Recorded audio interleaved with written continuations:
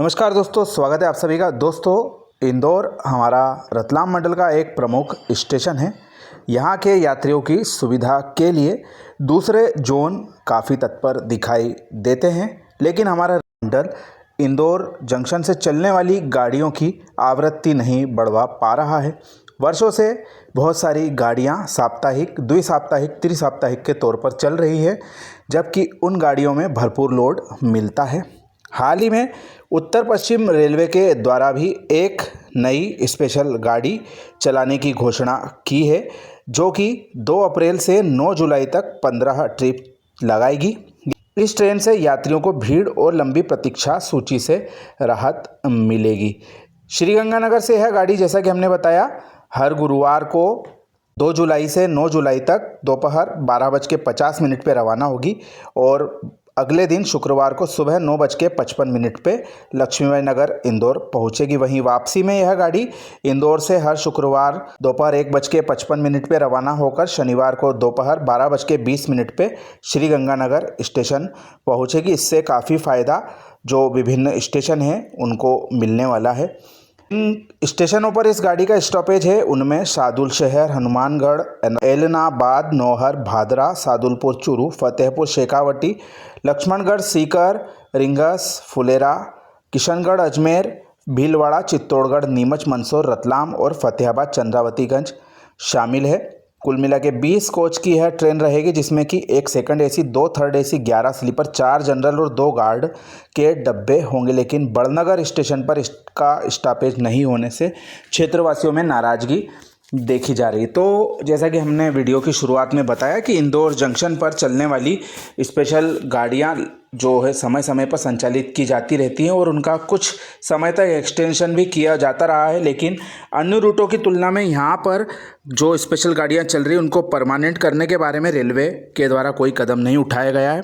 हाल ही में हमने देखा है रतलाम से अजमेर, नीमच होकर संचालित होने वाली और रतलाम से कोटा के रास्ते विभिन्न जगहों पर जाने वाली बहुत सारी स्पेशल गाड़ियों को रेगुलर कर दिया गया, लेकिन गिनी चुनी ट्रेनें हमारे इंदौर जंक्शन से विभिन्न डेस्टिनेशन के लिए चलाई जाती है, उनकी अवधि में विस्तार किया जाता रहा है। जैसे कि इंदौर खड़की स्पेशल की जो संचालन अवधि थी उसको बढ़ा दिया गया है। वहीं डॉक्टर अंबेडकर नगर पटना स्पेशल की भी संचालन अवधि को बढ़ाया गया। लेकिन जैसा कि हमने कहा कि ट्रेनों को रेगुलर करने में हमारे मंडल का कोई फोकस फिलहाल में तो नहीं नज़र आ रहा है और दूसरे डिवीज़नों की कृपा दृष्टि पर हमारे क्षेत्र के यात्री निर्भर रहते हैं।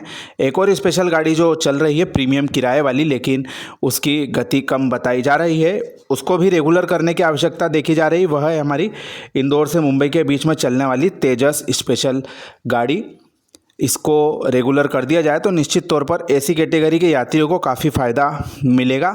पूर्व में जो हमारी वंदे भारत गाड़ी चलती थी 8 कोच के साथ में, उसका जो पुराना रेक था वह दूसरी जगह ट्रांसफ़र हो गया है, वरना उस रेक का भी उपयोग करके जयपुर या सूरत, मुंबई तक की भी सीटिंग वंदे भारत गाड़ी चलाई जा सकती थी। लेकिन जैसा कि हम बताते आ रहे हैं कि हमारे मंडल के अधिकारियों को इससे कोई सरोकार नहीं है, वह सीमित संसाधनों के साथ में ही मंडल में ट्रेनों का संचालन करते रहेंगे। दूसरे जोनों की कृपा दृष्टि पर हमको निर्भर रहना पड़ेगा। तो दोस्तों, एक और नई स्पेशल गाड़ी संचालित की जा रही है हमारे इंदौर जंक्शन से। खाटू श्याम आदि की यात्रा करने वाले जो श्रद्धालु उन्हें काफ़ी फ़ायदा मिलेगा। पूर्व में जो ट्रेन चलाई जाती थी हमारी भिवानी से जयपुर होकर इंदौर आने वाली स्पेशल गाड़ी, उसके स्थान पर यह गाड़ी संचालित की जा रही है। वह गाड़ी जो है परमानेंट चलाए जाने की आवश्यकता थी और वह हमारे railway board time table committee से भी पास हो चुकी थी, लेकिन वह भी नहीं चलाई जा रही है।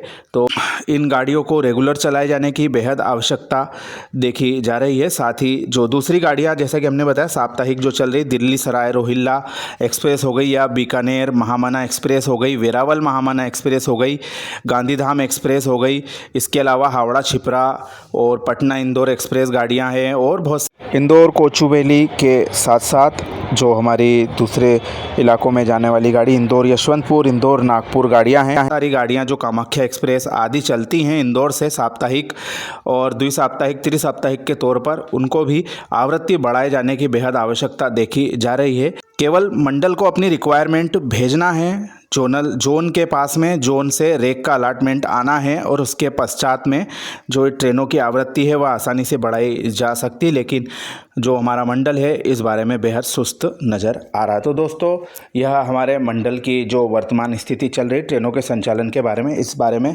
थोड़ी सी हमारी समीक्षा थी। आशा है आप सभी को पसंद आई होगी। मित्रों के साथ शेयर करना ना भूलें। आप सभी का धन्यवाद।